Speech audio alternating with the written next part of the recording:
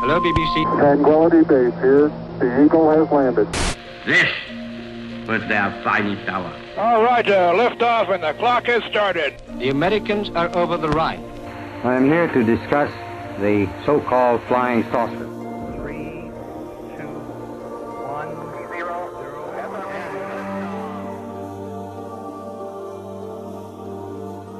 0. Computers now have primary control of critical functions. Well, good morning, good afternoon, or good night, wherever you may be, YouTubers out there. Welcome to this audio podcast. I know in the past I've promised to do these about once a month, but as life gets in the way and time restraints, I don't always have a chance to do them. But since today we're coming to you from the coast of Oregon, and actually if you open my door, you could actually hear the ocean. So it's a bit foggy with some light rain here on the coast of Oregon. So I figured I would do an audio podcast today since I have the time. Now, today's episode, we're going to be talking about Nomadic Fanatic's past and his future, actually, with the 4 Points television production company. And recently, and what I mean by recent, probably a few weeks back, when there was a notice given about the television show being developed called Meet the RVers, I believe. Somehow I got on the 4 Points television productions emailing list. I don't know how that happened.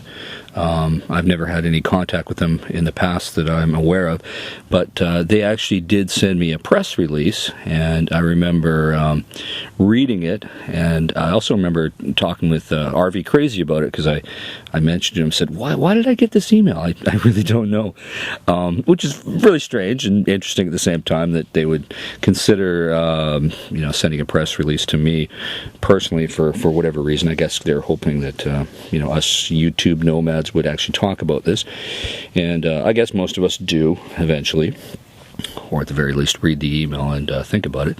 So it was quite fascinating, and of course the fallout from that press release all over the internet, especially regarding Eric's past, which we could honestly say it's about the criminal record and his criminal history. There's a lot of pushback, and I don't really think too much about it until it arrives on my own channel, because I actually have met Eric at the Canadian border. He wasn't allowed to cross the border at the time for, I guess, a variety of reasons. One of which also could have been he didn't have a ministerial permit to enter. He did have background issues, and I don't think he had a passport at the time. But nonetheless, I did spend an afternoon with him a few years back, and he was fine, and there was no issues.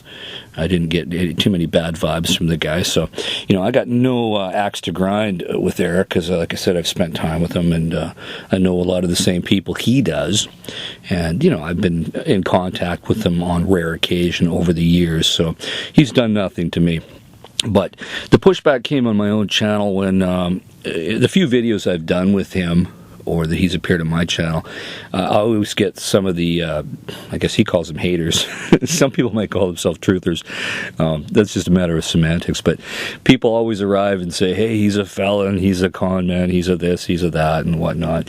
So I'm a person that would rather just stick to facts rather than speculation or hyperbole about personal opinion, because we all have personal opinions about everybody around us, and that's just the nature of life, and especially online life. So nonetheless, Eric does have a past. He's never really addressed it, and the few times he's been asked, he's always said no comment. Now, I don't think Eric did himself any favors with his lack of transparency and addressing this, because let's face it, the YouTube world and the entertainment world is littered with people with criminal histories.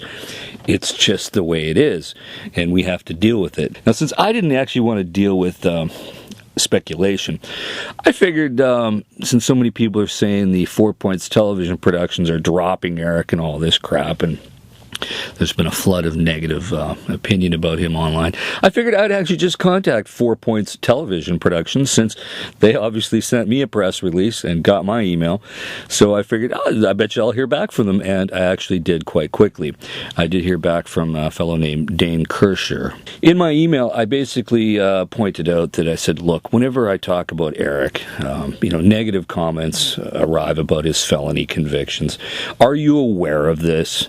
And if if so, is there a problem, and what are you going to do about it?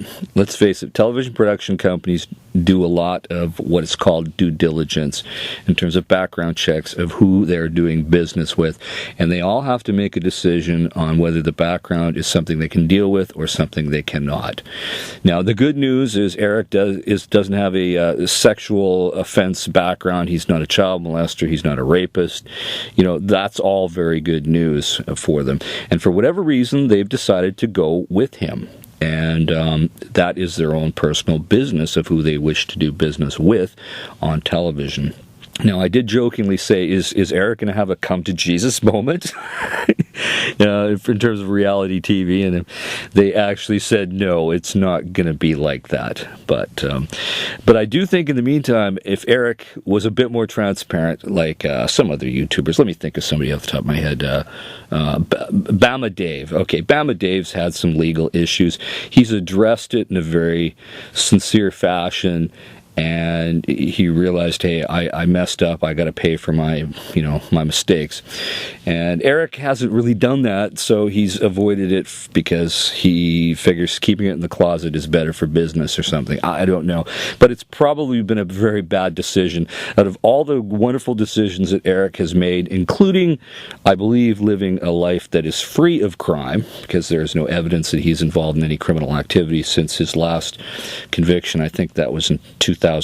So it wasn't a long time ago, but 12 years is enough of a time to figure out whether he's on the straight and narrow. And let's face it, if he makes a few extra bucks, the chances of him committing any other property crimes or fraud of any of that kind of nature will probably diminish because he'll have no need to do so. And the incentive for him to behave is quite high.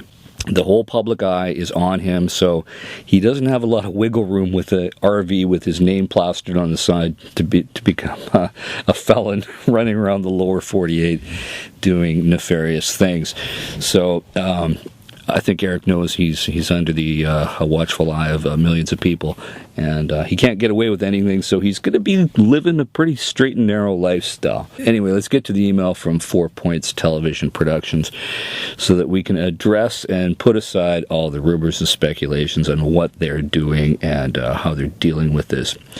Well, without reading the whole thing, I will say, they say, and this is a quote, "We all have a history, and we believe that those who have paid for their transgressions deserve a chance to leave them behind," unquote. And that's from Dane Kirscher from 4 Points Television Productions. So they obviously are aware. They've done their checks. They're willing to work with him in spite of any of his problems he's had in the past. Great. That's their own business. They're a private company. They can align themselves with anybody they wish to do, and there's nothing that the rest of us can say or do about it. I guess the only thing you could do is not watch the program if you didn't like it. And they also go on to say that, quote, "However, we engaged Eric because we liked his work, and as long as he delivers quality material in an entertaining way, then he's doing what we need him to do," unquote. Fair enough. The reality is he just has to perform in a diligent fashion and keep out of trouble, and I'm sure everything will work out just fine for him with the new program. What's the working title? Meet the RVers or something like that. On a second note, I've met some of the other people that are going to be hosts, like the RV Geeks. They're wonderful bunch of guys. They're based up in Canada, not too far from where I actually live, and a great bunch of guys, and it'll be quite interesting to see how all that works out with them too, because I guarantee you they're going to be a wonderful and positive addition to this program. So that's pretty much how I see it, and hopefully Eric has the courage to just come forward and be a bit more transparent rather than deflecting on this whole issue, and we can all just move on and put this whole thing aside, and it doesn't have to be discussed ever again. So what are your thoughts, folks? I'm going to leave it at that. I've yattered on a little too long. I'm not one to do long videos, and I don't really enjoy hearing my own voice for this long. So anyway, folks, in the meantime, stay safe, keep your wheels in the ground, and I'll be looking for some sunshine here on the coast of Oregon. Stay safe out there. Goodbye.